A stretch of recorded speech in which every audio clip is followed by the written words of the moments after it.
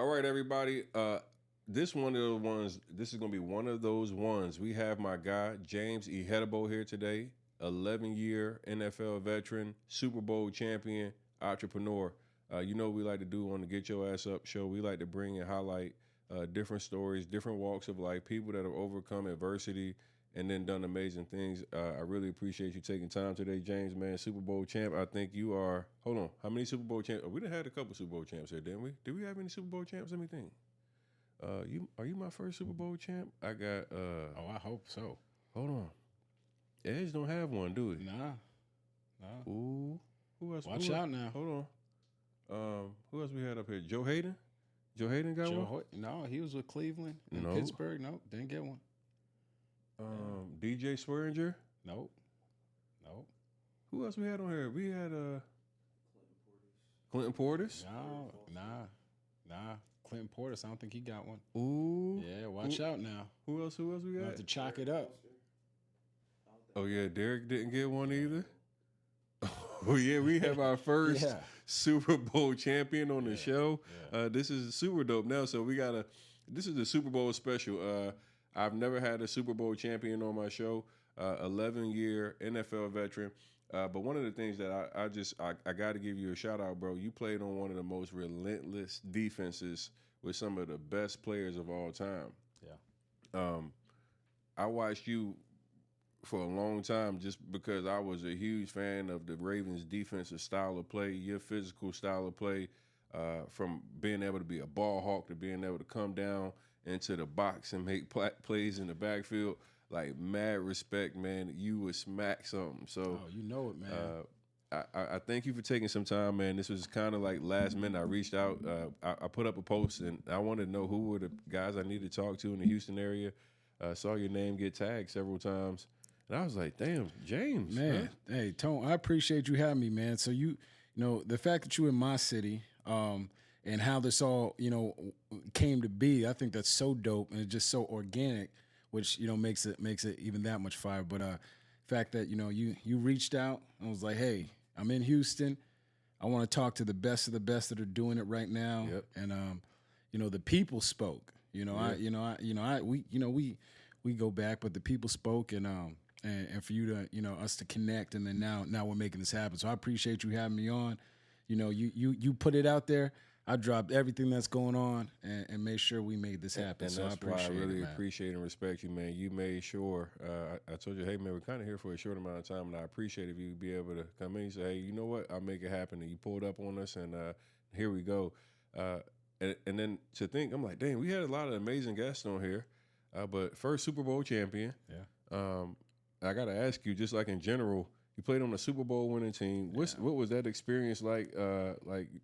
I got to know, man, what was that? Because every football player that ever in their life, just said, hey, I want to play the game, you always kind of like, hey, championship game, playing a scenario, what it's like, what was that like for being in a real experience in the Super Bowl? Yeah, as kids growing up, like you always in the backyard, or you in the street, and you throwing yourself the game-winning touchdown in the Super Bowl, and you having those visions and dreams. But to be on that team, I mean, you said it, playing alongside guys like Ed Reed, Terrell Suggs, Haloti Ngata, of course, Ray Lewis. Right.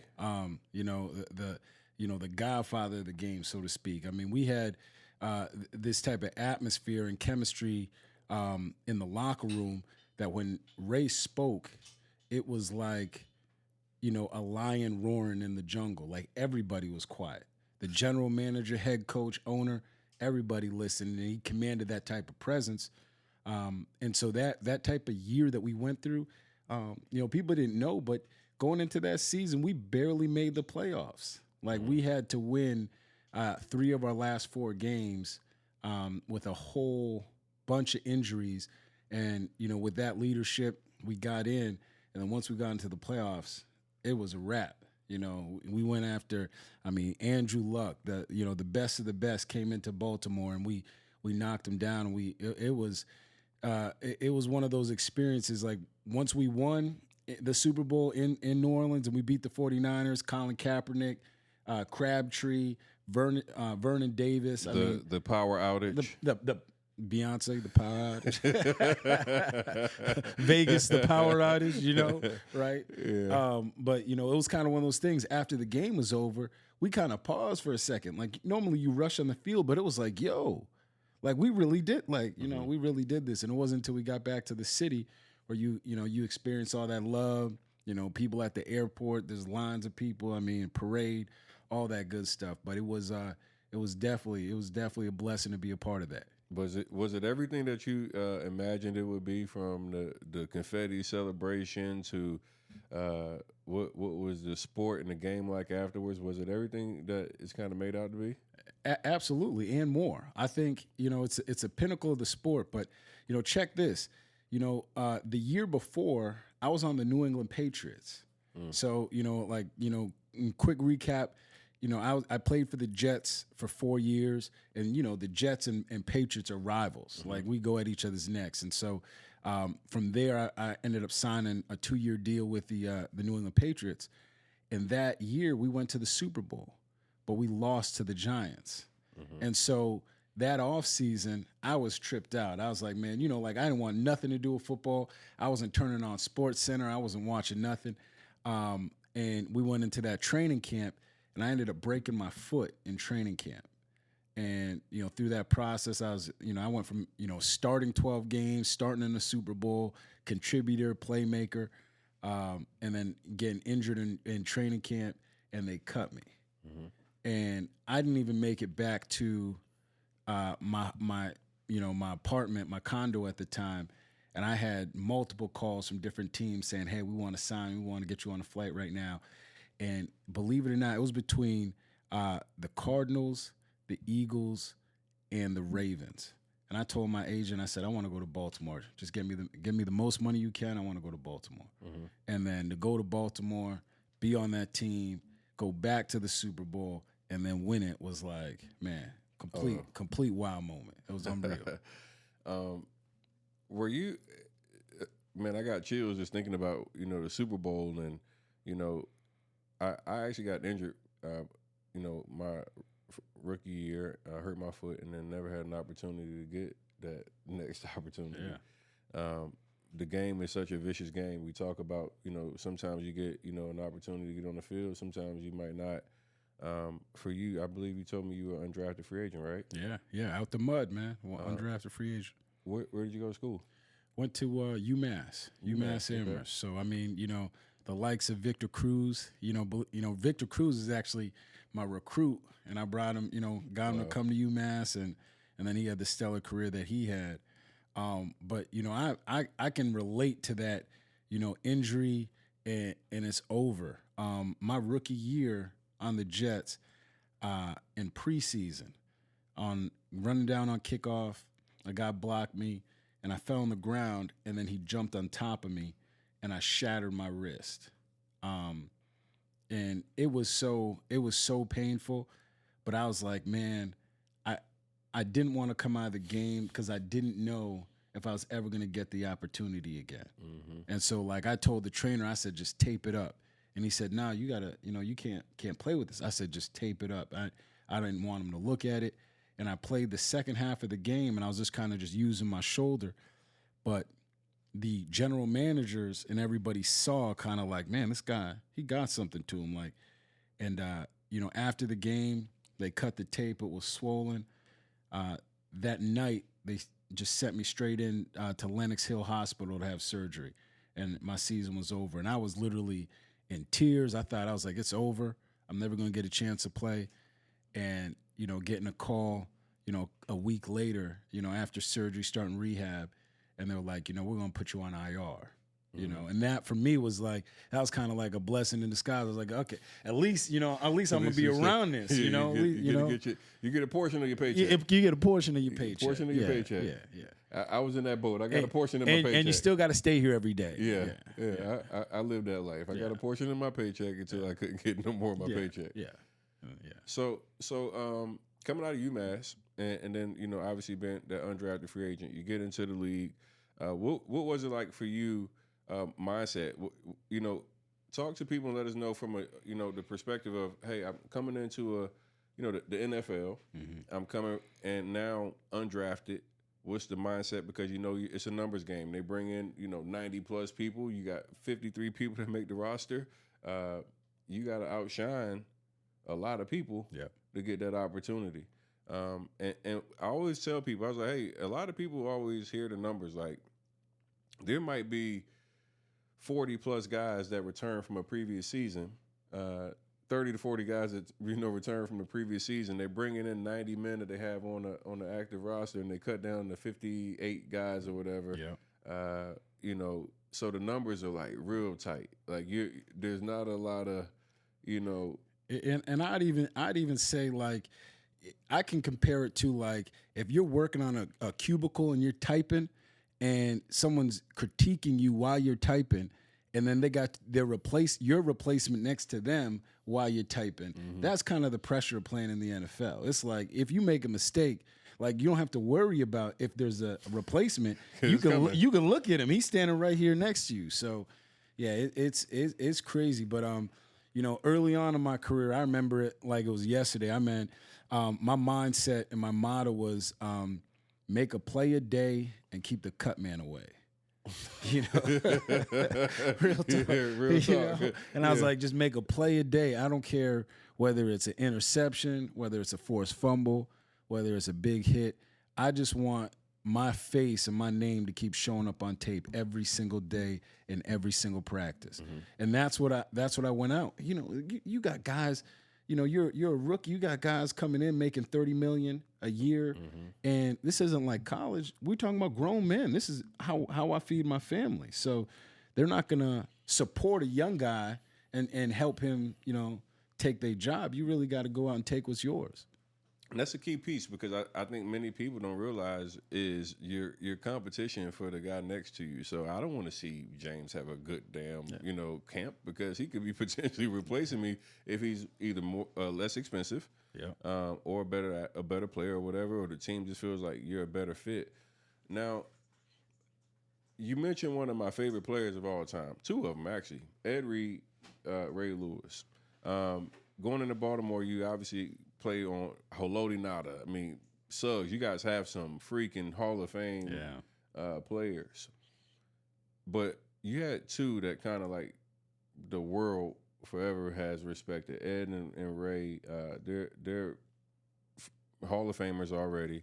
What was it like? Because I can tell you, for me, as I played linebacker, Ray was probably one of the only guys that I can say I probably listened to every single thing that he said, did, and everything. His mentality was something that was so infectious. Like, I would watch his pregame speeches that he gave with you guys, and then go and as a linebacker, almost try to mirror that for my guys. So it was such a, you damn near run through a wall from the speech. So from an actual player perspective, I want to just kind of get an idea. What was it like for you? Because that had to be an experience, It's an experience in itself.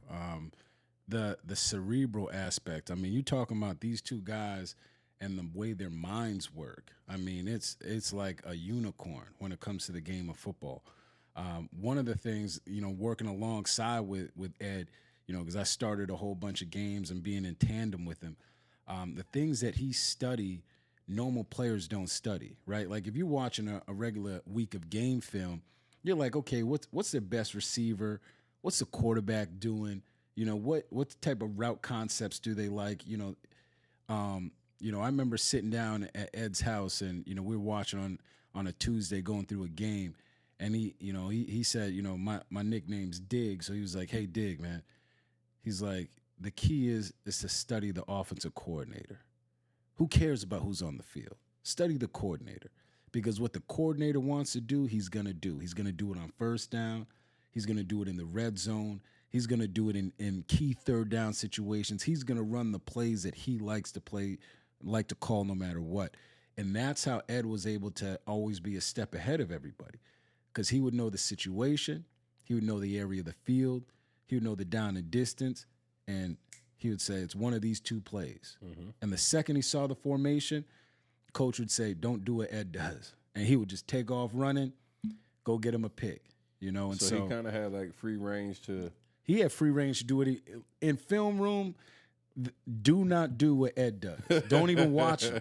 Don't watch him. You don't even look at him. You know, because he had free range to see and do whatever, and that's what made him be the player that he was. You know, and I remember, you know, we were getting ready for the Super Bowl, and you know, we always had our defensive meetings. No coaches allowed, just players. We went through like the script. You know, script is, you know, the plays that we have and so forth. And you know, Ed was like kept, you know, rewind. He said, you know, Ray would run the meeting, Ed would be sitting in the back, and Ed was like, hey, go back to the last 4 plays. And we were watching the last 4 plays. He said, look at the tackle. He said, every time the tackle's left foot is down, it's a run play. Every time it's up, it's a pass play. And that was 100% accurate for the whole game. And hell of a cue. Hell of a cue. That stuff, you know, coaches don't even know. You could watch film all day and not see that. And for him to pick that up in a meeting, and you know, in the game, even if you went back and watched the Super Bowl now, you'll see Terrell Suggs on the end of the line, and every time it's a pass, he's pushing his hands up, and guys know. So yeah, it was a heck of a key. But you know, playing along those, it's once, you know, it's being a part of history, right? The history of the game. And that's why I wanted to go to Baltimore, just to have that experience and play along those guys. And I mean, it was like no other. I have a crazy story. So I'm sitting in Miami, maybe 2007, 8. I'm training with DJ Williams, John Vilma, and a couple guys at the U. And Reggie Wayne comes in, and Ed Reed comes in. So I'm seeing these guys like 07, you know, like this is like prime, you know, Ed Reed, and they're having a conversation talking about an exchange between Peyton Manning and Ed Reed, and I'm hearing Reggie talk about, I don't know if it was something where Ed had kind of like moved his foot a certain way. Peyton saw him. I know exactly what play you're talking about. And it was like, now they're playing a basically chess match. Based off, you know, what they're seeing from each other. And I was just listening to like a high level conversation between these guys, and I was like, God, so mighty, like the game inside the game, to be able to say, hey, look, you know, the guy tackles heavy on his fingers, you know, somebody sitting in this stance a certain way, to be able to have certain cues that now could give you that competitive advantage to get, you know, jump a play. Hey, if we know it's a run, we're going to attack this a little bit differently than pass. So you know, just the smallest detail here and there, I was like, whoa. Whoa. Yeah, that's real. And Ed was so good at that. That chess match with the Drew Breeses and the Peyton Mannings. He knew that Peyton knew what he was going to do if he opened up, you know, to the cover, to make it look like cover 2. So like if he opened his hips to go to the sideline, he knew that Peyton knew he was going to throw the ball to the middle of the field.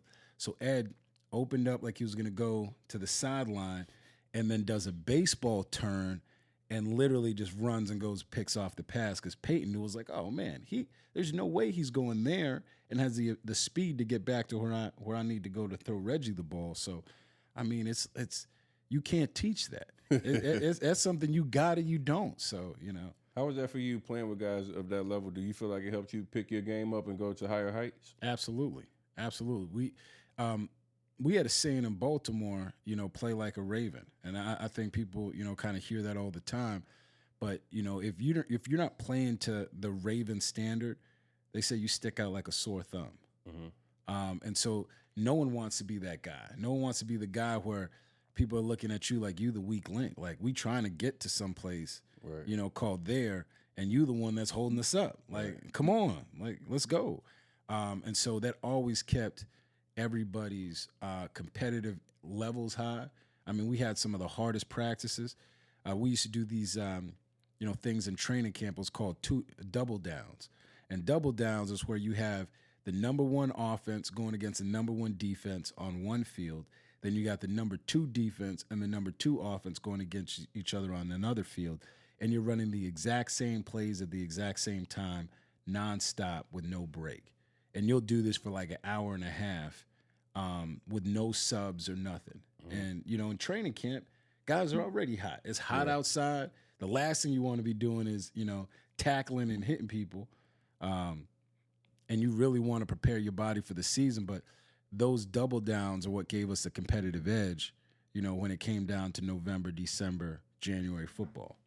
What would you say makes a championship defense? I mean, you played on one of the best defenses ever. Like, what is it? Is it the player? Is it buying into a philosophy? What would you say makes a championship D? I would say leadership. A lot of times guys in the NFL, they're about the team, but they're about getting paid. I mean, that's why they play the game. And it's very rare where you find you're a part of a team where everybody just cares about winning. And I think the leadership aspect, Ed, Ray, and our core guys, they came with the approach of, hey, we win, everybody gets paid. Like, don't let being paid be the goal. Let's win these games, and let's see where we end up, come February. And, we'll see, everybody will get paid. And so it's that leadership aspect of getting guys to buy in, to what it takes to win, and the other thing I got in, I was a part of the Ravens, when, we were, kind of ascending, we were on the up and up.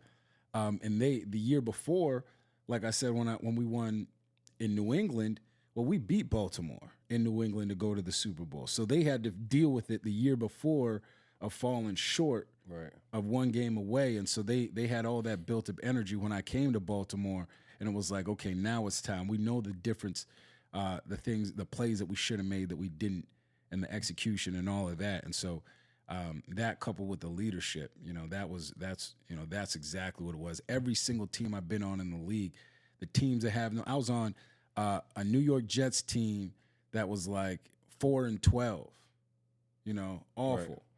And we lacked leadership. We had none. Okay. Everybody was just in it for themselves. And so, that's a big piece. I got to talk about Ray for a second, man. We talk about Hall of Fame player, probably the best linebacker I've ever witnessed. Tell us about Ray, man. Like, the intensity. I want to know, like, hey, the accountability when you come into practice. Like, what about the bad plays? I want to know, like, what was the, we've always seen what's on TV, but like, what's the shit that we don't know? That, man. But what you see with Ray is what you get. Like, he isn't. People think he's putting on. Like, the cameras are on, so I gotta hop into character. Now, you see Ray at the grocery store, that's how he's gonna be. He can go grab you and say, hey man, I love you, brother. Mm-hmm. Can he hear close? Like, that's just who he is. And so being in that environment during practice, you didn't want to let him down. You didn't want to be the reason why Ray's like, hey, you could play in the NFL, but you can't play here, bro. Like, I don't trust you. I don't trust you with that on Sunday. Like, you can't play here. So it was always that intensity of, forget what the coaches wanted. Like, I'm riding for my brothers. Like, we ride or die. Like, what? You need me to take on this block? I got you. So you can make the play. Ray. We were playing the Patriots in the playoffs, and the Patriots kept running. And as a linebacker, they kept running this pull play with the guard. The left guard would pull around, the right guard would kick out, and the center would block down, and they would try to run a trapping, right on the linebacker. And they kept getting 5-6 yards of carry because it was a downhill run for the running back. Right. And Ray was like, hey, stop laying on these guys. Like, stop letting them just come and lay on you. He said, that man comes through the hole, you cut his knees. Just cut him. And, I think it was Donnell Ellaby, our other linebacker. He just came through, shot the gap, cut his knees, made a pile, 5-yard loss. And it literally took because, you play the Patriots, you play certain teams, they have game plan runs. Right. They're like, this is the game, this is the run for this game that we know it's going to be effective, and everything is based off of that, the play action, all of that. Well, we took away their game plan run. Now Tom got to drop back and throw the ball 45 times, and that's not what they practice for, So it gave us a whole nother level of advantage, but that's something that Ray made that decision. Right. It didn't come from the head coach. It didn't come from the defensive coordinator that was in the press box and who has, the view of the whole field, seeing this stuff happen. Ray was like, hold on. I know how they attacking us, so let's attack them at what they want to do and take that away and see what happens. Mm-hmm. So from a in the huddle type perspective, was Ray? I mean, obviously motivating, but did he make his own play calls at times? Was it? He didn't even let it get to that point. Ray doesn't let it get to the point of having to buck the coach in the game. He ain't gonna check gangster in the game. But what he will do is, in preparation leading up to it, he'll say, hey, any of these plays do we not feel comfortable running in the game? If we don't feel comfortable running it, it's getting thrown out on Thursday. It's not even going to be in the game plan come Sunday.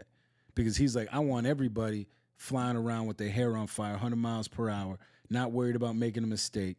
And, and that's what he got out of us. He pushed all of us. He pushed me to levels of playing the game that I didn't even know was possible. Mm-hmm. That's dope. I think I played, for the first time, I played 1,005 consecutive snaps, not missing a snap, giving it everything that I had. I didn't even know I could do that.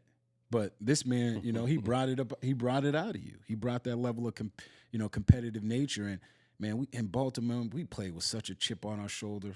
We embodied the city of Baltimore. Mm-hmm. That I'll cut for you. That chip on your shoulder where it's you or me, and I'm gonna eat. That mentality. And so, it's a part of what made us what we were. I heard you mention a few minutes ago, Brady, 45 passes a game plus, but let's talk about that, man. You played against arguably the best quarterback that's ever played the game. I think he's the GOAT. I mean, many people try to discount. They talk about all the the alleged cheating and all that stuff, and I'm saying, hey man, that's still a bad man right there. When he gets into he gets into playoff football, he is a bad man. You still got to go and execute on the plays. What was that like, just from a defensive player? Playing against you guys didn't just have to win, but you had to win against greats. Yeah. Hey bro, y'all didn't you didn't just have to win, you had to win against the greats. You think about it, in that prime, in that era, there was, Drew Brees at his prime. Mm-hmm. You had Peyton Manning at his prime. Absolutely. You had, of course, Tom Brady at his prime. Mm-hmm. Who's another another quarterback? You have Big Ben. There you go, and that's in his prime. So there was all these, quarterbacks that played at such a high level. I think the average quarterback then was still better. Matt Ryan was up and coming then, and he was still better than, half the quarterbacks now in the NFL, when he was coming up. So it just tells you the level of preparation. But with Tom Brady, man, you had to make him work for everything that he got. Right. So you couldn't give him free plays. So they did a lot of hurry up, high tempo, try to catch you off guard.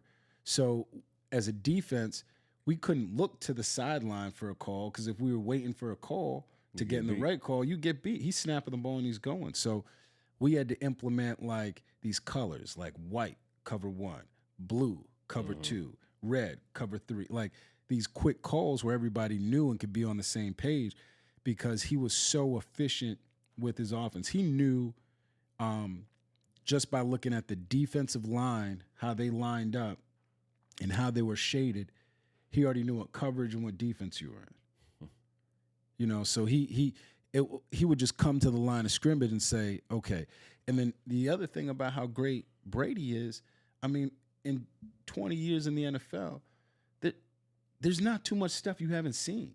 There's not too many defenses that have run or can be recreated to catch you off guard and be like, oh man, you got me. So he already knew where he was going with the ball when he got the ball in his hands, and it was like, okay, well, you playing cover 3, I already know I'm going outside. Well, it's cover 2. Well, I already know I got the seam route, but if I don't have the seam, I'm checking it down to the running back. The ball's not going to be in my hands. I'm going to get, some yards. So the biggest thing every time you played Brady was you got to be the more physical team. Anytime you're playing Edelman, Gronk, it was like these guys catch the ball, you got to make them feel it. You have to beat them down like a boxer. You got to take them body shots and beat them down, and then win in the fourth quarter, and make them earn everything that they get because they so good. Like if you gave Brady, if you were supposed to be outside leverage as a corner and you got stuck inside, well, most quarterbacks that's a first down. Well, Tom Brady, that's a touchdown because he's going to say, "Oh, he's inside." And I'm throwing it outside fade, it's going to be a touchdown. Yeah. So, yeah, playing against those guys, you had to be on every detail, about your preparation, about your assignment, and then knowing your role of how it affects everybody else on the team, right. And executing at a high level. When you mention some of these guys, man, like obviously, man, you played against a lot of Hall of Famers. You played against some like freak goats, like Gronk. Like, seeing like just as you name, like, you know what I'm saying, like playing against Gronk, and then even with him when I was in New England, I came in together with Terrell Suggs, who just went into the Hall of Fame. Wow. So I mean, I honestly, man, I think the timing in which I came into the league and the guys that I got to play alongside with and around was just like mind-boggling. Like I played with Jason Taylor. Yeah. When he came to the Jets.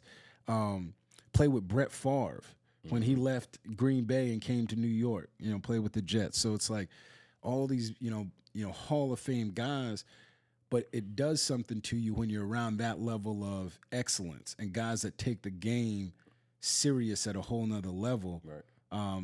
Because, you watch guys and you start taking a little bit from their game, from their preparation. And, not to backtrack, but I remember when I came into the league and I saw Terrell Suggs, he was number 14 overall pick. It's like, this is he's Ty Law's cousin. Like he's the next up and coming lockdown corner in the NFL. And so I said, okay, well, if I want to play in the league, I'm going to do everything Revis does. Standard. Yeah. So if he shows up 6 a.m., I'm going to be here 6 a.m. If he's lifting weights after practice, I'm going to lift weights after practice. Everything, if he's, first in line at the drill, I'm going to be second right behind him. So everything he did, I watched to a T and just did it, and that's I think the things that I picked up from that kind of helped propel me, throughout the league. The challenges of like transition in this game that we all love, right? We love the game, but the reality is it doesn't give you forever. You defied the odds. I mean, bro, you are undrafted free agent, Super Bowl champion. You got 11, seasons under your belt. Most people don't get that type of career. Most people get a year or two if they're lucky. Yeah. And then you're faced with the reality. What I had to face, like, what's next? Like, hey, I'm no longer chasing this dream of being on the field, and reality strikes, or your career has, like you did, you go through your full career, and it's what happens next. Like that transition period? What was that like for you?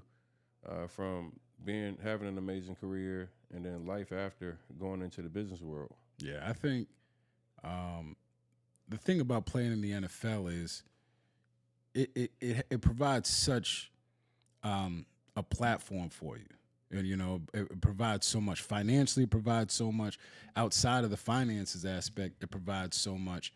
And, there's sometimes guys are like, okay, I'm done with the NFL. I put that in the shoebox. I'm over that. Let me move on to the next thing and let me do business or whatever it is. And that's cool, but you can't downplay the effect of playing in the NFL and what it's done and how it shaped you. And I think before I say this next statement, I think there's an area that needs to be understood that you can't downplay, what the NFL has done and provided for you and the platform that is projected. I think oftentimes it levels the playing field, between, the wealth gap in the country, like in terms of white, black, whatever. It levels that because a lot of guys didn't come from money, and you're able to obtain wealth in a short period of time. Now it's like, what do I do? But the big thing for me, early on in the league, it was the identity piece. Understanding that, you know, an NFL player is what I do, but it's not who I am. No different than practicing law is what I do. It's not who I am. Like if I can no longer practice law, if I'm a doctor and I can no longer practice medicine, so then who am I? Well, the same energy that it took me to get my law or, medical degree, well, I'm gonna apply that same energy to something else. Right. And so that was kind of my mindset is wrapping my identity around, I've been privileged and blessed to play this game. And that's what I did, but that's not who I am. I know I got so much more to offer.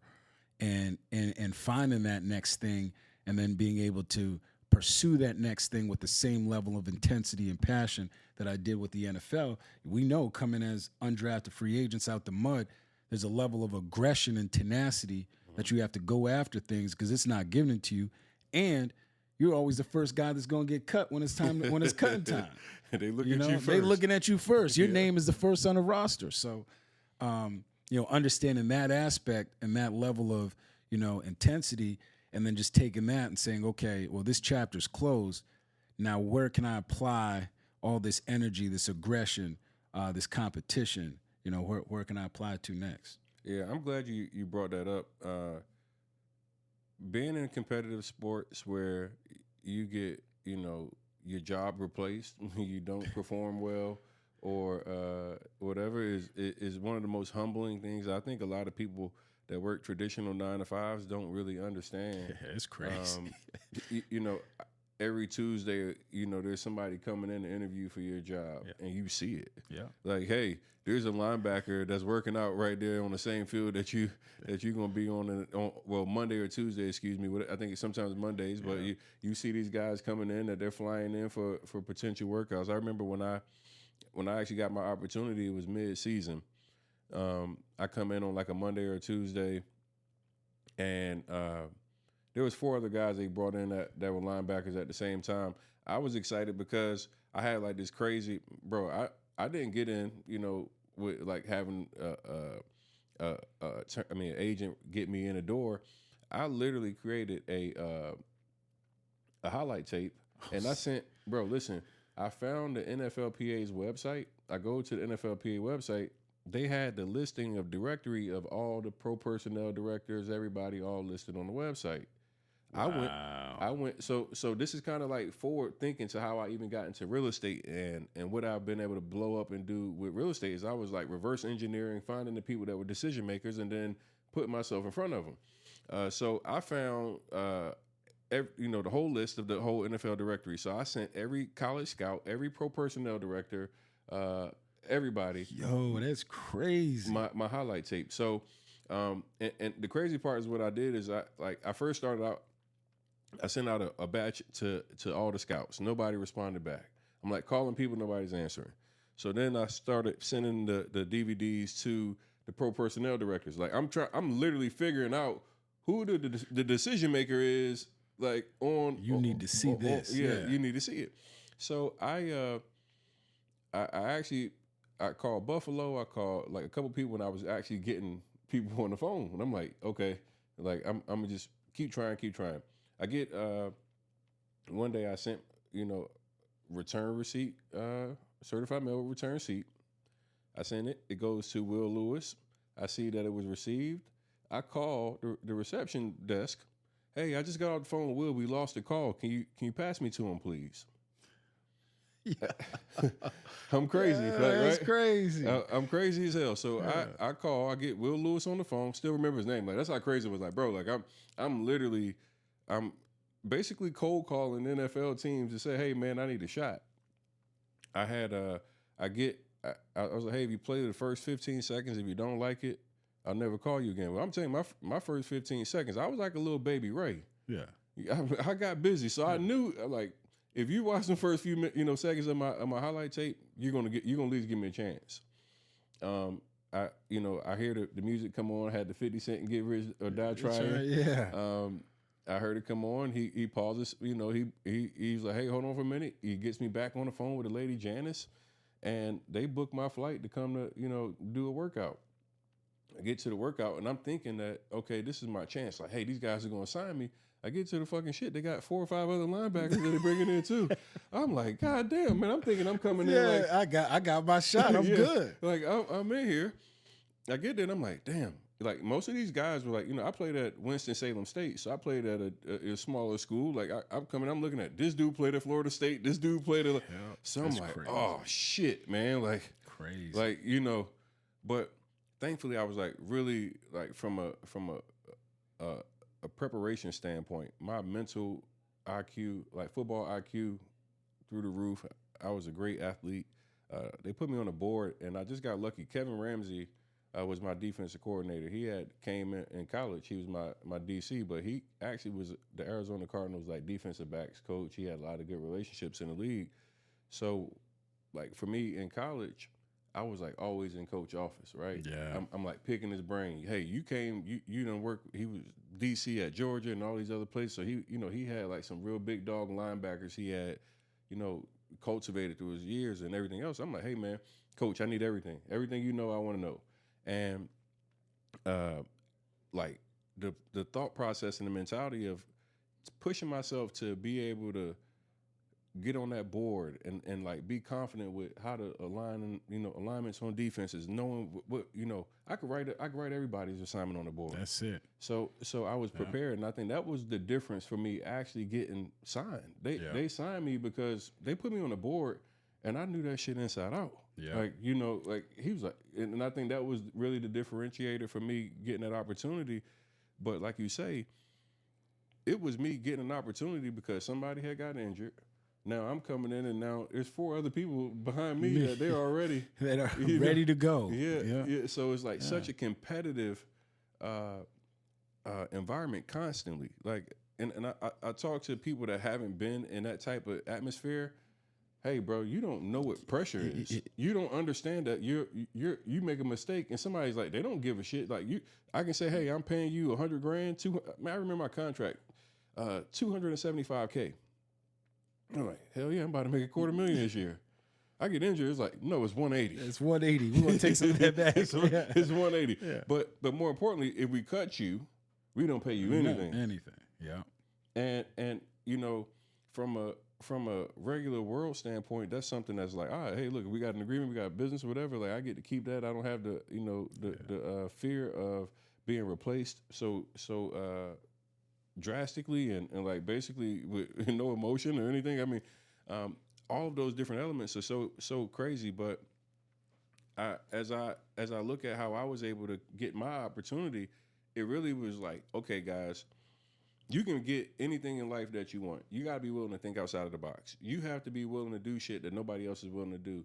If you're getting no as an answer, are you willing to try to now pivot and find ways to create that no into a yes? Yeah. I knew I came from a small school. I knew I had very little visibility. So how do I get in front of the decision makers of the NFL? How do I get in front of the people that, like, man, I know Ray Lewis and these guys are like great players. So why would I not mirror and then do the same things that these guys are doing? Man, hey, look, if he's working out every day, he's doing this. Like, hey, man, I want to do that. So I love that you even touched on those points, because I think when we look at life, we look at business, and people see guys like you who have had high levels of success, and you now obviously like Super Bowl champion. You went to the NFL and did things that we all as young kids want to do.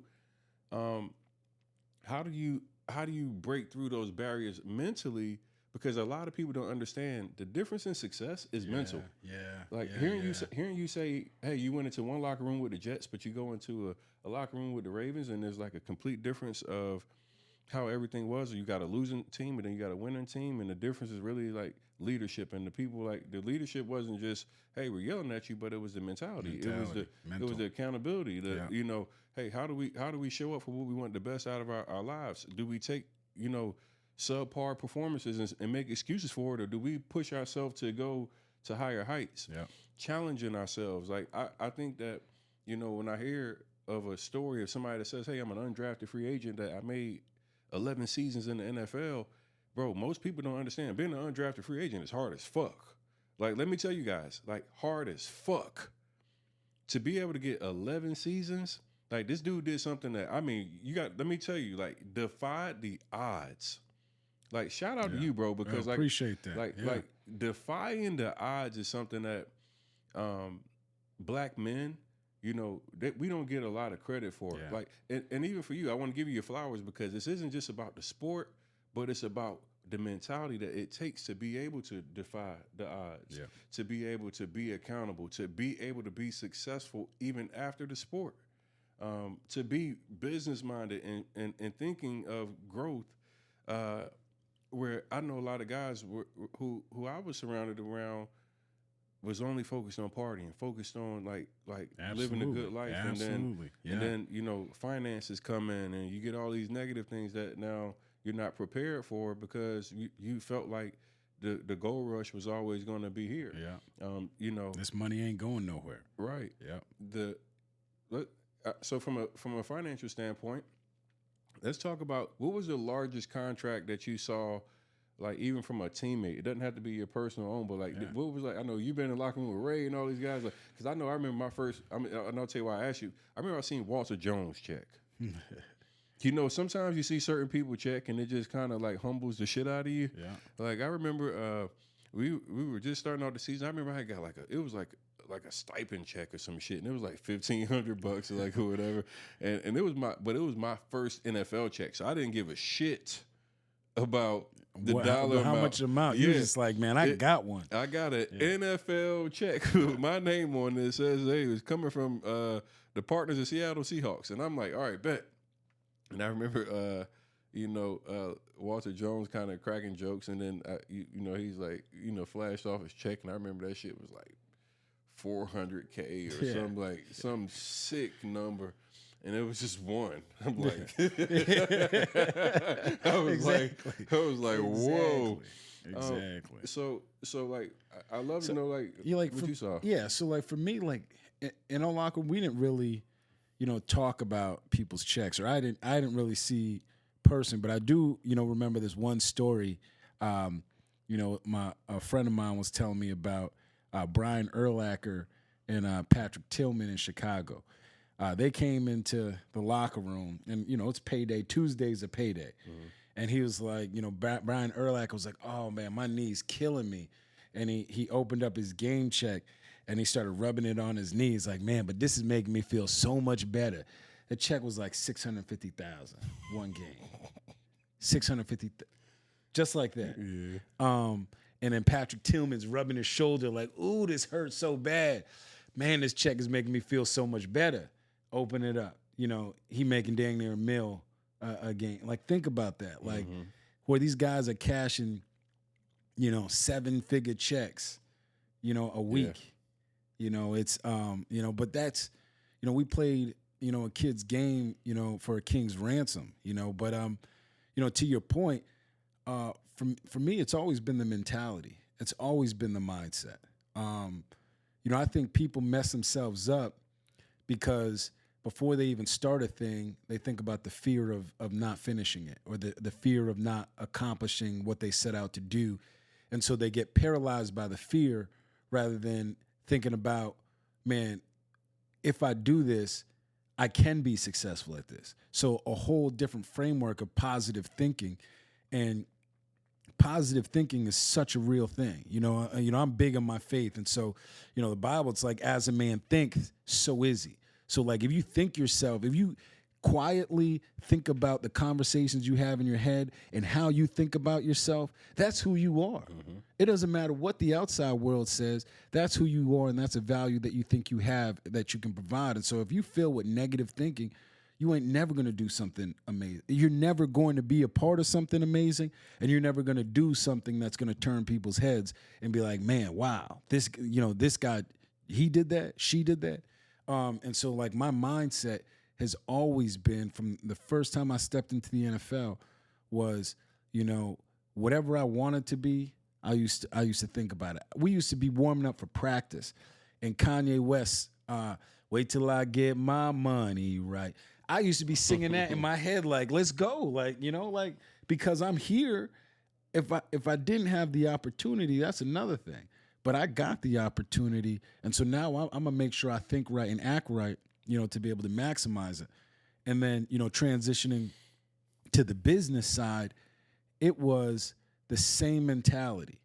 When I got into the NFL, I went to the Darrell Reeveses. I went to the best of the best and said, hey, what you doing? And I want to learn from you. Well, on the business side, when I was transitioning out of the NFL, I was like, probably year 7 or 8, I was like, okay, this isn't going to last forever. So, my dad taught me, failure to prepare is preparing to fail. So if you're not already thinking about your next move, you're already late. I got Nigerian parents, so it's either you're gonna be a doctor, you're gonna be a lawyer, Right. it's they plan your life out for you. And so playing in the NFL wasn't even a thought for them until they saw me in high school and college and were like, okay, yeah, you could do this. Right. Like you pretty different than everybody else on the field. And so that mentality in terms of preparation. And so then when I started to get into, exiting the league, I was like, okay, I'm not gonna be able to play this forever. So what's next? And I remember, my pastor, shout out to, Apostle Dr. Dana Carson, he asked me, he said, how many more years you want to play in the NFL? And I was like, man, 4 or 5 more, I'm good. I feel great. I want to play this thing till the wheels fall off. And he said to me, he said, son, you got to find a need and you got to meet that need at a profit. You got to find a need in your community and you got to meet that need at a profit. And so that began to spin the wheels, because I'm like, okay, so I gotta find a problem that somebody has, and I gotta solve that problem, and know that when I solve that problem, I don't have to worry about the money, because if I keep solving enough problems, people will start paying me for that. That's one of my biggest things. Solve problems and get paid. Solve problems and get paid. And so I saw in our community there was a need for early childhood education, preschool education. Children 6 weeks to 5 years old. Parents always got to work. Not every parent is, making high 6 figures. Both nowadays in America, both families have to have a dual income. And so being able to find that, and then so we got in with a franchise, and we started our first franchise. Within our first 8 months of opening, doors open. We open with about 115 kids. By 8-9 months in, we're full to capacity. And so now I'm seeing, NFL style checks, so to speak, coming from solving a problem, and meeting the needs of people in my community. And I was like, wait, there's something to this. Because often, especially in the Black community, when you talk about entrepreneurship or being a business owner, we want something sexy. Yeah. We want something that's like, hey, this is great in conversation. This is what I'm doing. This is what I got going on. Da da da da da. But with our counterparts, our Asian counterparts, they don't care what color you are when you come to get your nails done. Mm-hmm. They just want you to come get your nails done. Mm-hmm. They don't care what you are when you come into their restaurants. They just want you to make sure you're paying. And so their mindset and their work ethic about what they're doing is completely different, because at the end of the day, it's about meeting that bottom line. Right. And so really taking that and then taking the passion from the NFL and applying it to the business side of it, that's what drove me. I was like, okay, well, we got something here. Now, how can I continue to meet my parents and my families and my community's needs and let this thing grow to where it can be? And so, we just kept growing from one location. We went from 1 to 3. Mm-hmm. Then we went from 3 to 4. We went 5, 6, 7, and just keep growing, because now you have the formula. You have the right people. You're meeting the needs. Now you're just finding the needs that need to be met, the locations where they have that need, and you're coming in and doing what you do, and it's able to grow to where we are now. So, and just let's talk about it. Shout out to you, man, because first off, just the transition is tough. Hey, the reality is, everybody wants to be a gladiator forever. You want to be able to be known for what you did on the field, but then it's really the reality of hey, what's next? How do I prepare? What will I do? And then do you attack it, with an intensity that gets you the results that you truly want? Because you can't half-ass entrepreneurship. No. Can't do it. The reality is, most people who do, man, you can have temporary success, but you won't have long-term success. Even as an entrepreneur myself, I watched so many people come in the game and they think, hey, it's gonna be easy. There's no obstacles, and I mean, like, boy, you get hit, from every angle, and then people quit like really quickly. I've been blessed to be able to train, thousands of people in real estate, and I watched people who, you know, didn't believe in themselves, didn't find a path in real estate, and it was something that really for me, it was like, damn, now I got something that I know can touch walks of life and impact generations, right? And I said, so okay, what if I made real estate, which typically isn't a like a sexy type thing? Mm-hmm. What if I made it look a little sexy and I pushed it to people so where we could, because we don't have this in school, like they don't give like real estate education.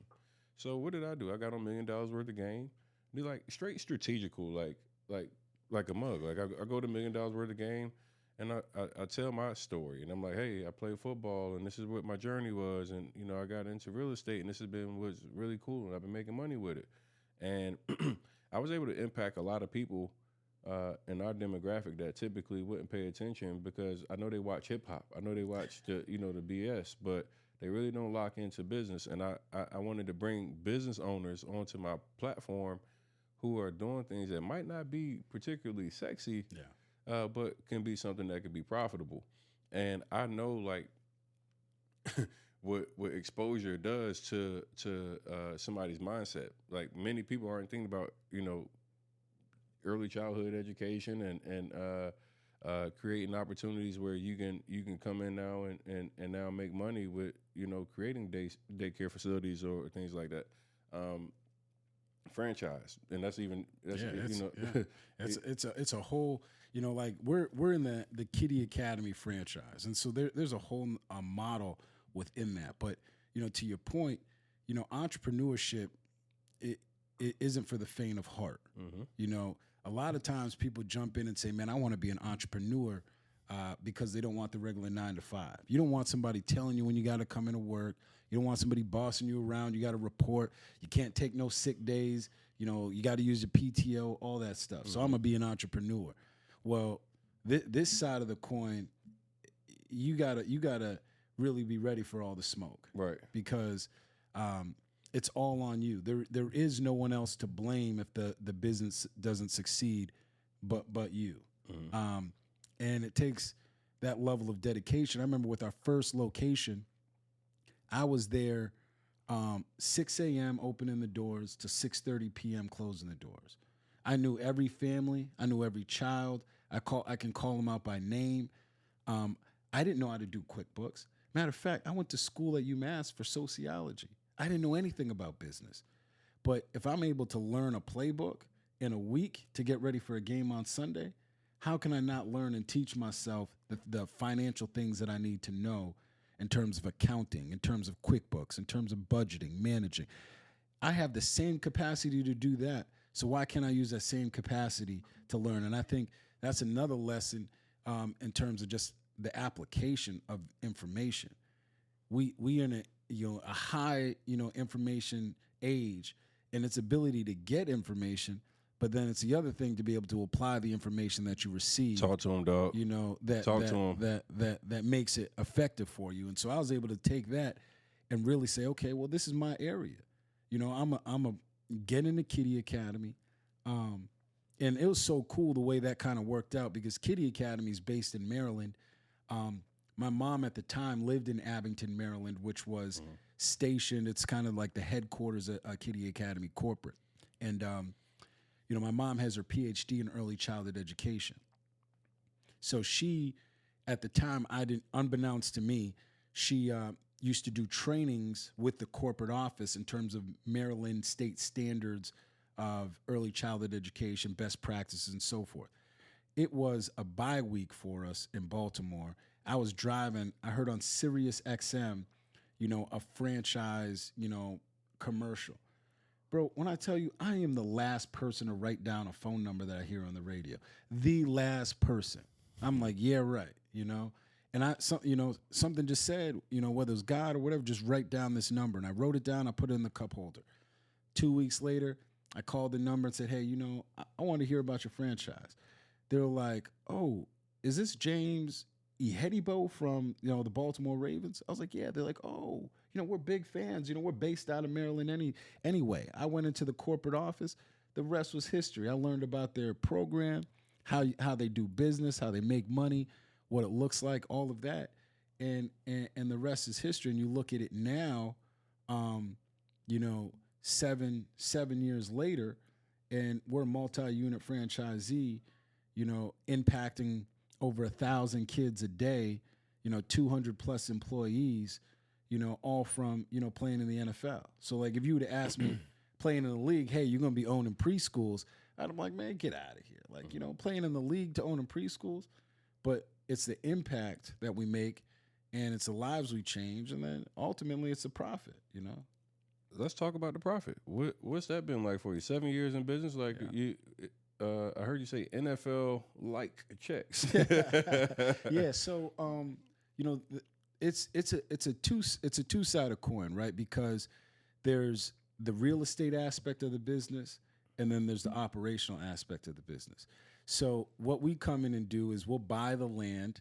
For I think our first deal we did, we bought the land for like $265,000, 3 acres. We built the school on it. The school, it was about, $2.5 million to build the school. It appraised recently, for, just under $6 million. Mm-hmm. And so you're thinking about building generational wealth. Well, owning the real estate is how you build generational wealth. I think, it was best said that, your 9 to 5 is what pays your bills, while you sleep is what builds your generational wealth. And being able to set up, those now collectively, around, and you're continuing to grow, that's really where it's at. Yeah. So one of the cool things I've done over the years is I think education is, paramount. You've obviously, been on a 7-year plus journey of building in your business. Back in 2018 or so, I started teaching other people like, hey, here's the steps of getting into real estate. I'm gonna show you what I do because it can help you shortcut your learning curve, right? And I began to create digital products that basically allowed me to now create another form of revenue. Wow. So think about this. I got in my real estate program alone over 24,000 people. Wow. Just in my real estate program. My credit repair course, I got another 13,000 people. Free trainings, I probably trained a couple 100,000 people. But the ability to create a digital product was something that really was like something I never thought about before. And every time I get with my guys that are athletes and we've kind of been traditionally taught to think one way, I go, hey, so many ways to skin that cat, right? And now that you've, built like this amazing business, you got proof of concept. I can show you how to now sit down and show other people how they can now introduce themselves into franchising, into the business, and you can walk them through the things that you struggle with. Hey, setting up the QuickBooks the right way, knowing how to manage the day-to-day That's tasks. the move right there. But think about people now being able to say, hey, proof of concept right there. This guy's been successful. He's got, multiple businesses multiple franchise, parts of the franchise. I can follow this person. He has a blueprint, a legitimate blueprint, successful person. And now for you, this is something that you can make money on selling in your sleep. Bro. That's real talk. Like, watch this. That's real talk right there because, that's when you're dealing with banks, that's the same questions they ask. Proof of concept. Show me that it works. Show me that it's successful, and we'll give you more money to be able to do without what you're doing. So it's taking that same philosophy, and especially I think that's genius, making it digital. That's just one of my digital products, man. And that has been, you gotta understand, from 2018 to now. That's crazy. I've been able to put together a product I create one time, and I can sell it as many times as I want to. Think about it. I mean, I can go through and I can make additions to the product. I can always update it and everything else, but I can make a product one time and sell it to masses over and over and over again. I remember, growing up, and I used to watch all the infomercials, and I would see, you know, these white guys who were, selling shit all the time. All the time, man. That's real talk. And I started looking at what, let's keep it real. I wanted to look with what the white people were doing to build wealth and be successful. And I knew that real estate was one avenue for sure. You had to have real estate. You had to be able to own some stuff to be able to truly build wealth because, like you said, like even in the appreciation that you got in the properties you acquire, right? But then the next thing I was like is I understood sales. Sales is like a part of life. Like if you're not selling, you're losing. You're like, you just absolutely have to focus on sales. And then I was like, okay, I want to work hard, but I don't want to work crazy. So when I first started doing this in 2018, I was doing one-on-one calls and I was like grinding. Like, and the athlete in me, I'm okay with the work. Like, a lot of people, they run from the work. I'm like, hey, I'm okay with the work. But then it became like I didn't have a quality of life because I was sitting on the phone answering the same exact questions 15, 20 times in a day. Yeah. So I was like, everybody keep asking me the same shit. So let me write down the most frequently asked questions and then build content around what the people were asking me. So I would get on all these Zoom calls and I found out kind of like the main troubles and the struggles and the questions and the fears and everything. Like, I want to know how you think. What make you think that? Oh, you think this? Okay, let me put it. So I was building my material for like what was going to make the perfect program for all my people. Every question, every concern, I'm going to have it answered. So you can just go inside this program and then like, oh, I don't know how to find people. I don't know how to, and it was just like in order. In order. Like, boom, boom. Yeah. So. Man, that's genius. So I 2019, I created my first digital course. In August of 2019, that was when the game changed and the light bulb really went, this is something that could take me to a whole nother level. I watched, and one day I had did like 65 grand in sales. And I was like, yo, it's people that like don't make this all year. I made it in one launch day. Hold on. I started studying every salesperson, every guy that's doing webinar training, this training, that training. I'm going into the rooms where the guys are like really focused on the sales. And in like 90 days, bro, I'm talking about I had built out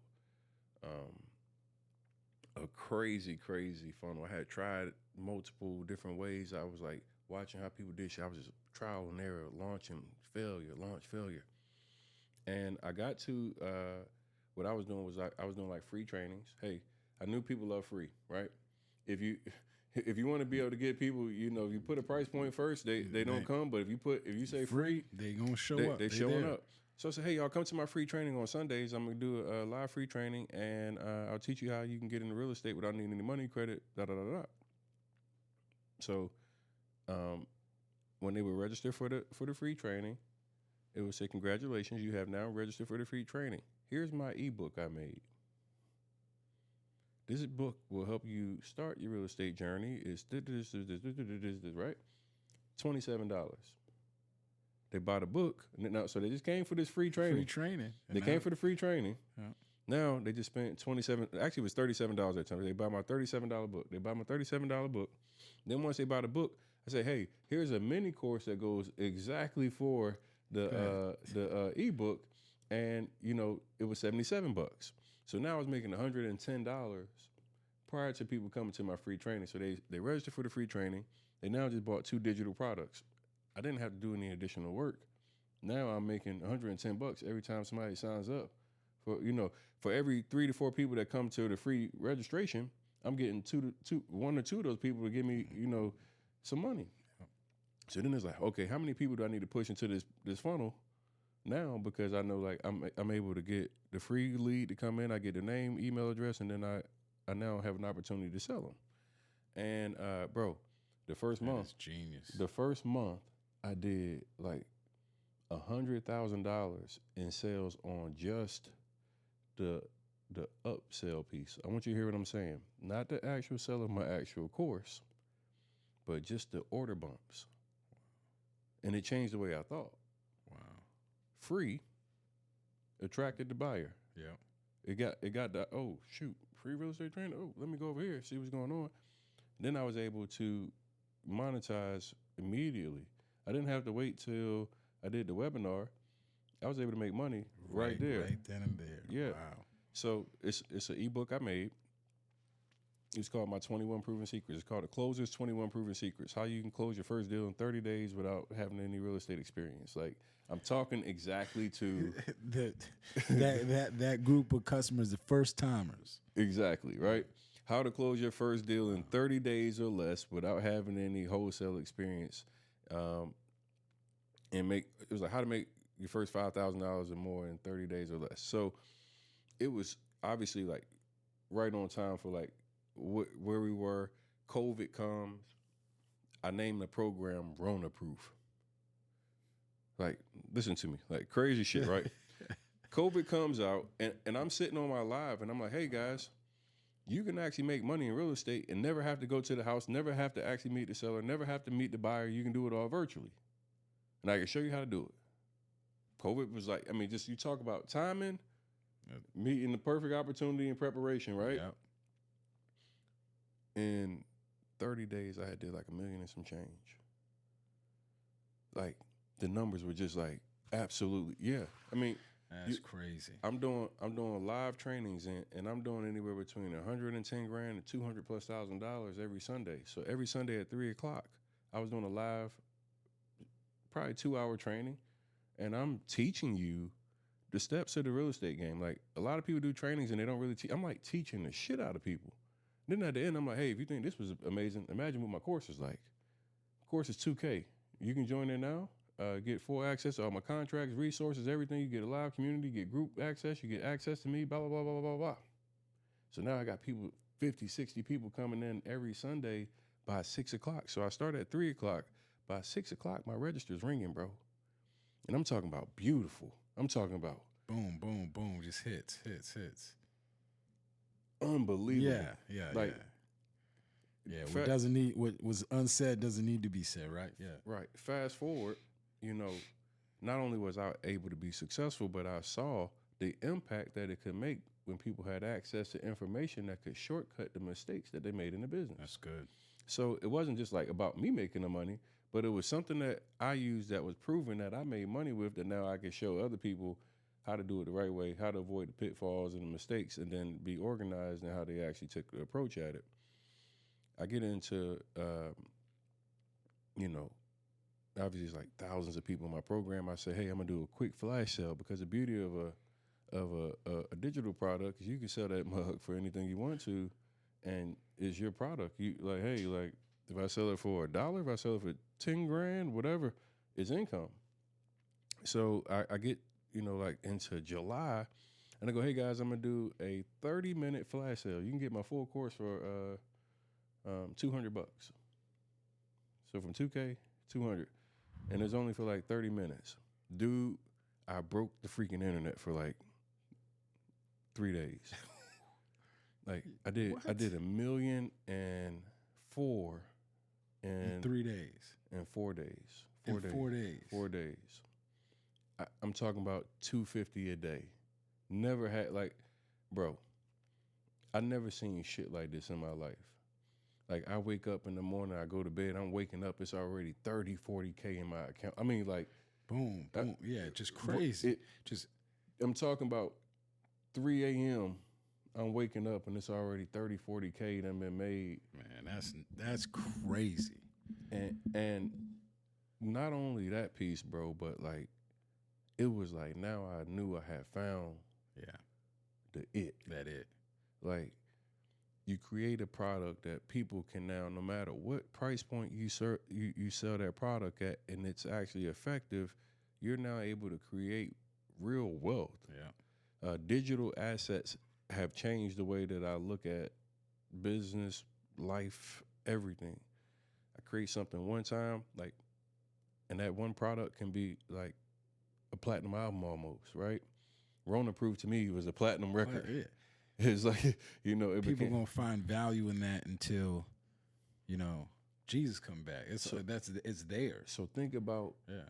from your aspect, Yeah. what you've been able. Yeah. You literally, I'm just telling you as you're talking, you got the wheel spinning and just, you know, and that's why I appreciate, you know, these conversations, right? Yeah. Exposure is everything. Mm-hmm. And these type of conversation that just exposed my mind to a whole nother area. And man, it's such a need because I got people hitting me up, you know, hey, how do I do this? Come on, show man. me how to do this. Come on, Teach man. me this. All these things. And so like you literally just unlock my mind to a whole nother avenue. So one of the things I take a lot of pride in is I'm a digital coach, and like whether it's me or my girl or whatever, I don't care what industry you're in. I want you to create a digital product. Like my girl's in fashion. I just had her launch a digital course week before last. So I can show you the numbers. It'll blow your mind. I have figured out, no matter the industry, how you can, because you got to understand there are people that want to learn the things that you do. They want to be able to pick your brain. You ever had anybody say, "Hey, I want to sit down and pick your brain. Let's sit down and have a cup of coffee or whatever, and let me pick your brain."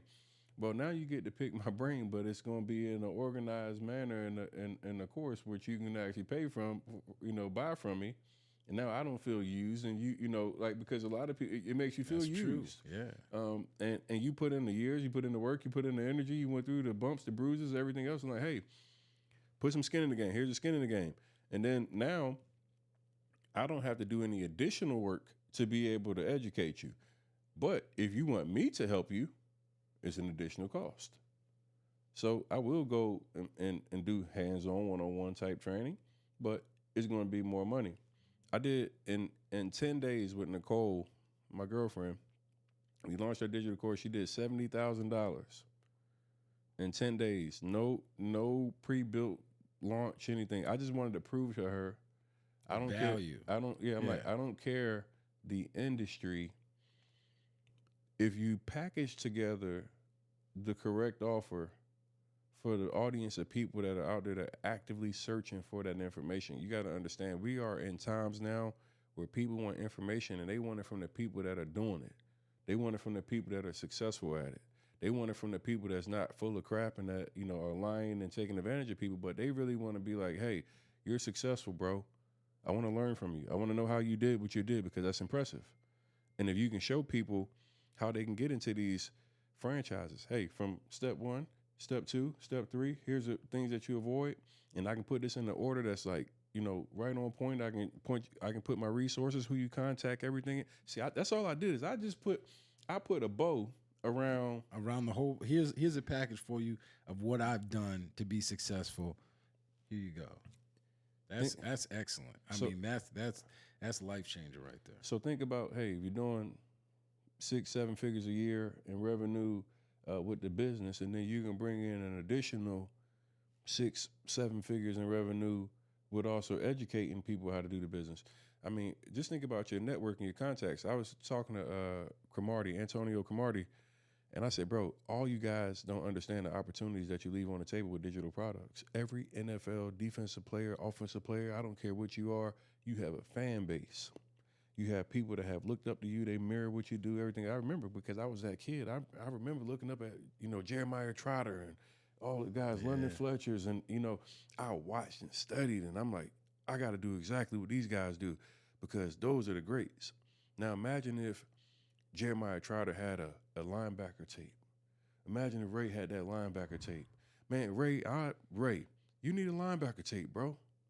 You don't have to go back and look. You don't even have to go back and run through the bags and nothing else. Use your old footage, put some voiceovers on it, and explain how you great. Bro, listen. It's something that so many families like would appreciate, even from the younger kids that look up to these guys that's in the league, and you want to play that position, but you don't know how to prepare. I remember Michael Jordan had the book. I know you remember that book Michael Jordan had out when we was kids, man. We was all trying to shoot like Mike. Yes, Everybody was. Everybody think was. about it. Yo, yeah. So it came from me when I created my first ebook. That was the first. It was kind of the first light bulb. I put out my first ebook. I made like 12 grand on a book that I spent like $1,500 on. I was like, oh shit, like digital products kind of dope. Like I just sold this to a couple hundred people. I made a quick 12 grand. I'm like, damn, this is powerful. And then that was kind of what really started spiraling me into this whole world of the digital side. And I'm watching now. No matter the industry, bro. Like I'm telling you, I've watched millions be made with online marketing, no matter the industry. And I'm telling you right now, you got something. If you need the help, I got you. I'm gonna hit you up because that you got me. You got my mind open on that because it's such, it's such the space that we're in is such a strategic space because you're dealing with people's children. So. There's so many licensing things. There's so many, statewide things that you have to pay attention to. And so being able to provide for somebody, that educational, that pitfall, like these are the things that avoid to do. And these are the top 5 questions. In this area of billing, this is how you bill. This is how you, handle employees, all those, so forth. You really got my mind. This was January 2019. I never bullshit. I always show receipts because I like people to be able to understand that, documentation over everything else. This is my schedule. Most of these people that are on this list right now, this guy's a multimillionaire. She's done over 6 figures. These are guys that all came to my program at the beginning.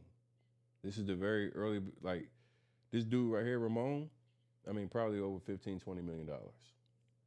He paid $30 to be on this phone call. $30.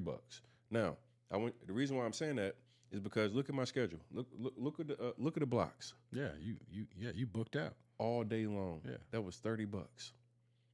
I took all of these $30 calls and just took all their information of what they were asking me. Hey, I'm building my program. They don't even know what I'm doing. Hey, everybody that was trying to pick my brain, hey, it was $30. And this, I'm not saying that you charge that now, but like you find out how you get what people are like. How you get that information of what people need. What they need. Yeah. And then I took that and I said, okay, now that we have all that information, we create the product. And when we create the product, we answer every single question, concern, everything in the product now because we know exactly what they're thinking off all these calls. So I had proof of concept. I was booked every day for like 3 weeks, bro. Shit was like, I was like, I can't do this anymore. Like, for real, crazy. Like, I literally was like, I hated one-on-one calls after that because it was so, like, bro, I'm talking about from 9 a.m. to 6 for 3 weeks straight, I was booked. And it happened by accident because I didn't realize how fast the shit would spread. Mm-hmm. And I'm like, hey, look, you can come sign up for $30 and you can come learn. And then it was like, everybody must have saw it and was like, hey, we in. Yeah, and it's hundreds of people that came in pretty quickly. And then I was like, okay, fuck. Like now we got an idea that's like kind of got people's attention. Let's kind of use this smartly because I don't want to have to overwork it. So I was like, all right, now everybody that comes in, I'm gonna record every call. I'm gonna get the most frequently asked questions, and then I'm gonna start building out the course content based off that. And the cool part is, I'm looking for this. I took a free training where you can see in the free training, 8,900 people registered for the free training. 4,300 people showed up. I want to show you. Yo. So it was a $90,000 launch. After the launch,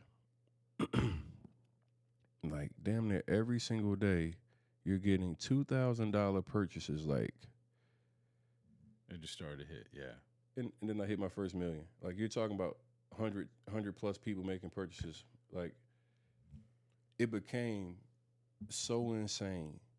But what I realized is that this is real estate I'm talking about. And now I have made real estate become attractive to people because of the way I marketed it. I got on $1 million worth of game. I was thinking outside of the box. I'm like, hey, we're sitting in the pandemic. People were sitting at home, just consuming a bunch of content, but not really, knowing what to do. Let me jump in front of everybody. I want to, while everybody sit neutral, let me show you how to be proactive. Yeah. And it's like the same approach that you took trying to get into the league. You deconstructed the game and said, okay, let me work from the top backwards how to get there. And then you took that same approach, like I said, that's amazing. You took that same approach and applied it to real estate and said, okay, this is where you're trying to get. Mm-hmm. Now let me help you and give you the blueprint to get there.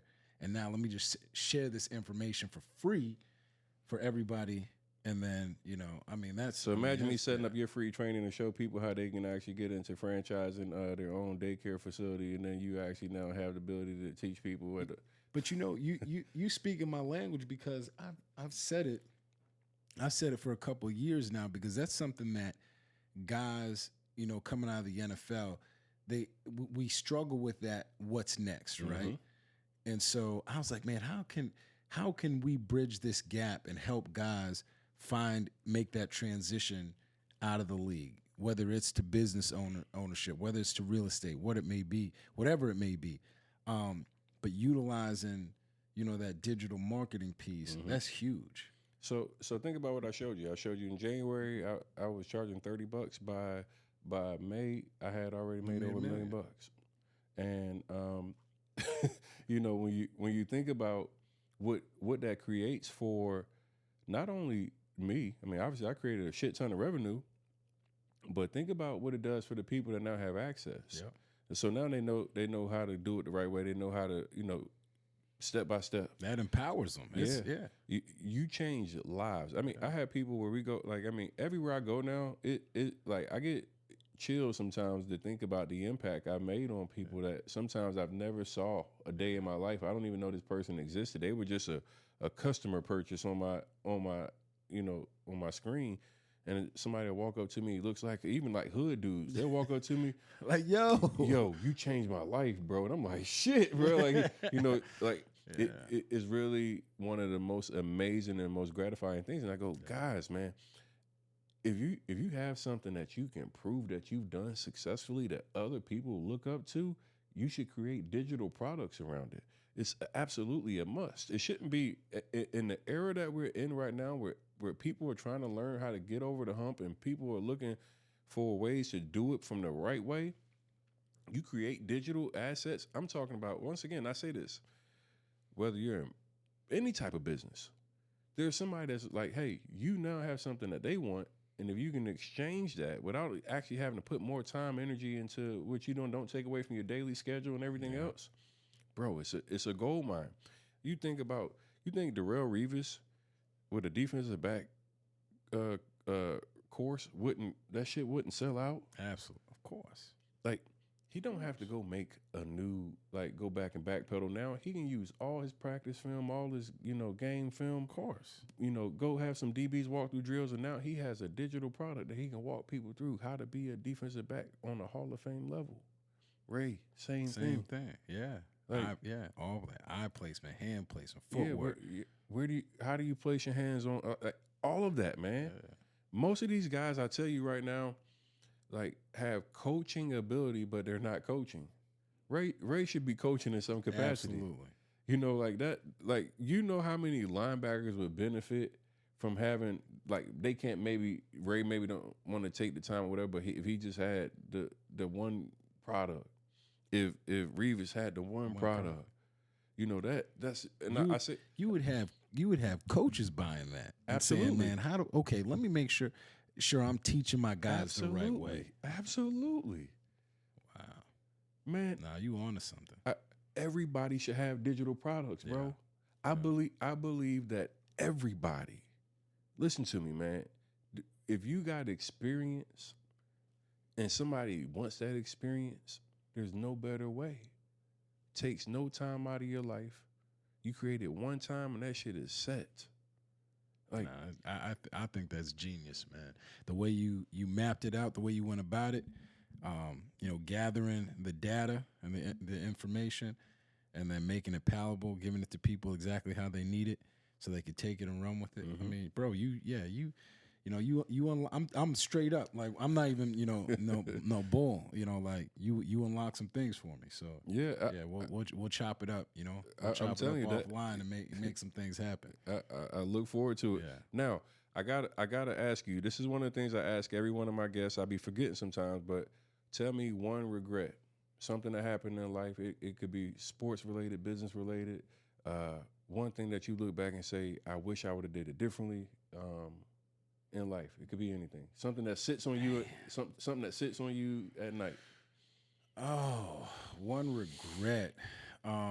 Man, spending all that money in a club. Nah, I'm joking. No, shit. That might be it. I'm joking, but even still, like that, I look back on some of that stuff. I'm like, man, we blowing, 40, 50,000, a night in the club for no reason. That was foolish. But in terms of regret, I was thinking about this. It's funny that you asked me this question. I was thinking about like the power of regret and like what regrets do I actually have in my life. And I can honestly sit here and say, have I not liked the outcome of certain things? Have I made bad decisions? Yeah, I think we all have. I think we've all been in certain relationships that we wouldn't we shouldn't have been in, or put ourselves in that situation, or made bad financial decisions here or there. But principally in terms of like me going through life, like I don't really see like a regret that I have that I'm like, man, like I hate the fact that I did that because it changed an opportunity for me. I think everything that I've gone through has kind of placed me in the position that I am now. And so I don't look at something as something that I didn't change, or even better yet, I don't see an opportunity that I had that I didn't maximize and go after.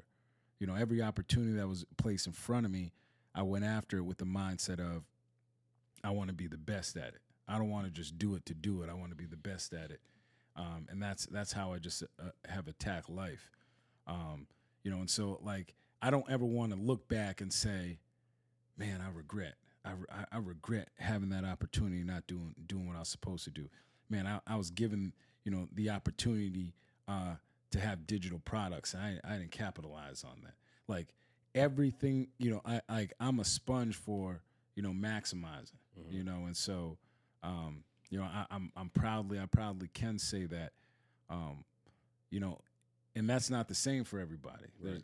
There people have shortcomings, but, I think, overall, I think it comes from a place from, and I'll just say this story.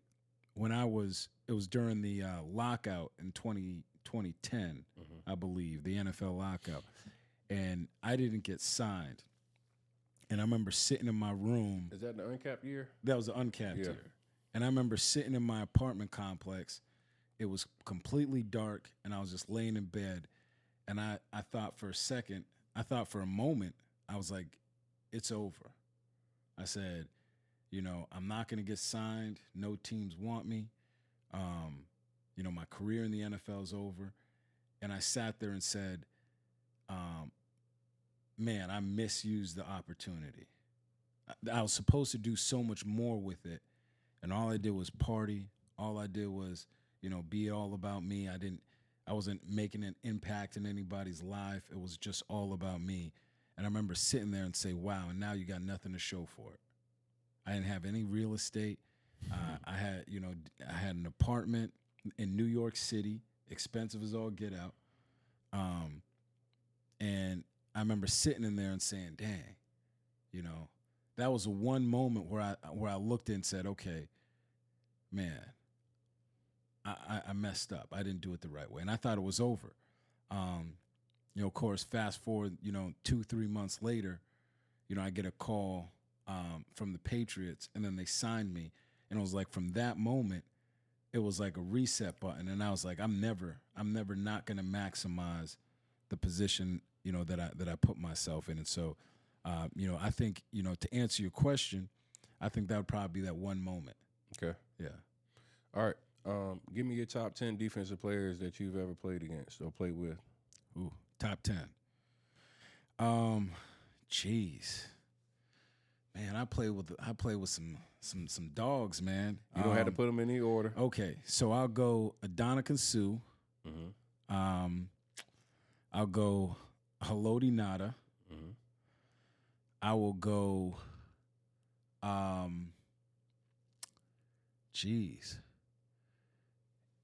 Antonio Cromartie. I'll put him up there because he was amazing. He might get taken off the list, but he's there. He's there for now. Terrell Suggs, of course. Ed Reed, Ray Lewis, Terrell Suggs. Man, and then man, it's a tough question. I'm going through rosters right now in my head, so I'll put Jason Taylor on that list because he's a Hall of Famer, and so I don't want to leave him off. 2 more spots.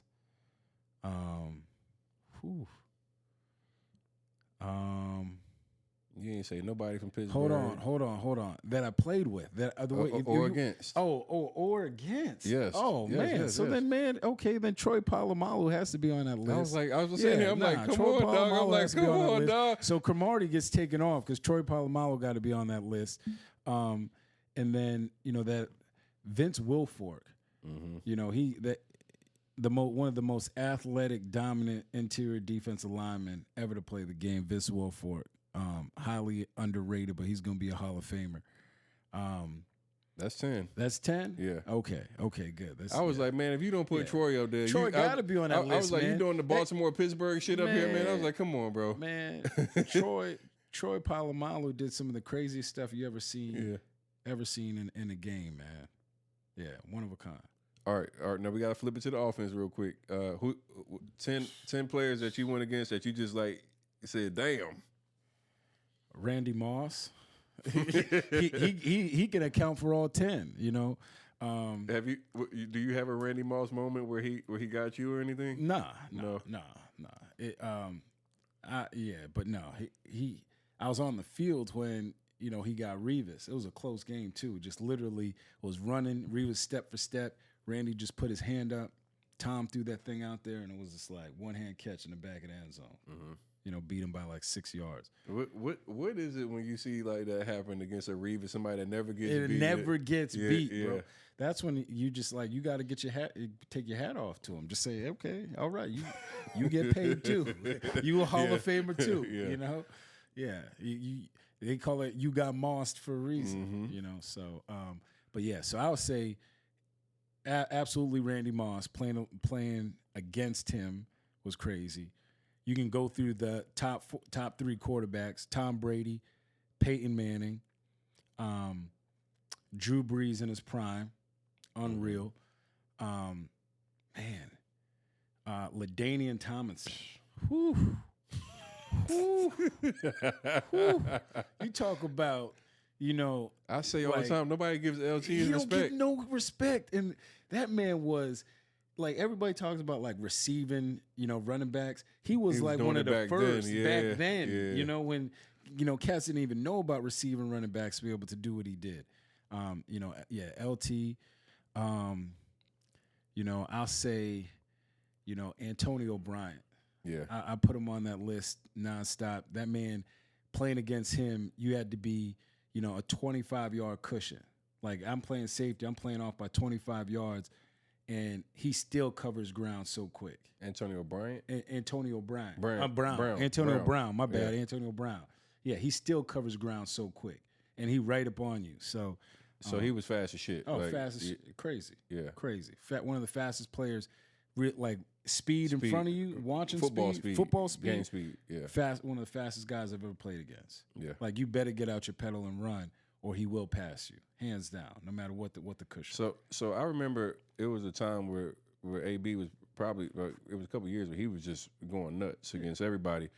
Going into games when you play against a guy where he's getting 15, 20 targets and going crazy, I know that had to be We played in Pittsburgh, and we were playing cover 5. So cover 5 is 2 high safeties, and everybody's man to man, but they're playing from like inside trail technique. So like they're inside and they're a yard away from the receiver, just close enough so they could touch him. And Antonio Bryant runs a 10-yard out on third down, catches the ball, tiptoes a sideline like he was about to go out of bounds, plants, cuts across the field, and takes it for 60 yards for a touchdown. Nobody caught him. Not a single person. And I'm like, and I was on the field, and it was just like there was no way, as quick as I could have covered 10, 15 yards, he was covering, 25, 30, gone out the chute, gone. To get back to the list, offensive players, I got to put Rob Gronkowski on that list. Gronk is definitely on that list.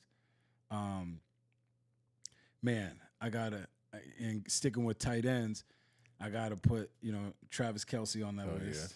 Yeah. He's definitely on that list. There's so many guys, man. It's like, it's so hard to put 10 guys. How many is that? That's like seven. I'll put Ben Roethlisberger on. He has to be on that list in terms of, the quarterback that he was, another Hall of Fame player. And I'm thinking of another receiver. Man, we played against Ocho Cinco when he was in his prime. When he used to talk cash, money. And people don't understand, Ocho, he's one of the best route runners in the game. Like, at his time, he was one of the best route runners in the game in terms of, routes. And then, last one, I'm trying to see, Marshawn Lynch, running back. Oh, yeah. Okay. Beast mode. Yeah, he's got to be on that.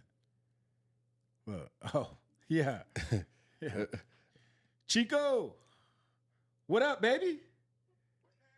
What's up, man? Can't call it. How you, bro?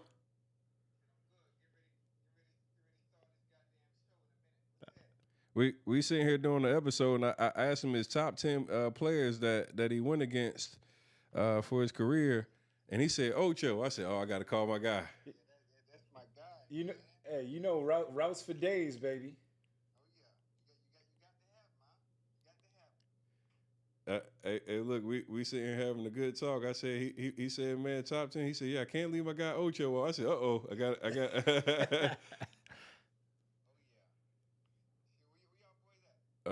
We out here in Houston. Hey, oh, was you nervous when you got in front of him now, or what? I don't get nervous, bro.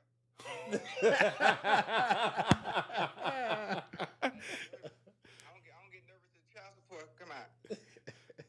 Nothing to the child support coming. Yeah, I don't get nervous to when I got that child support served. When I got served, that made you nervous right there, bro. Hey man, it's good seeing you, bro. You too, baby. Good to see you, boss. All right, dog. I just had to hit you real quick. All right. Peace. Had the phone a friend right there. Yeah, that's my guy, man. Yeah, so I that's dope though, man. Like you come from a like the great days, the glory days of my football era. Like for me, man, watching you guys, some of the best players that I can remember over the years. The game is changing so much now, where it's not it's not gonna be the same after a while. You can't tackle, you can't, like they're making it more and more challenging. It's designed for the offense.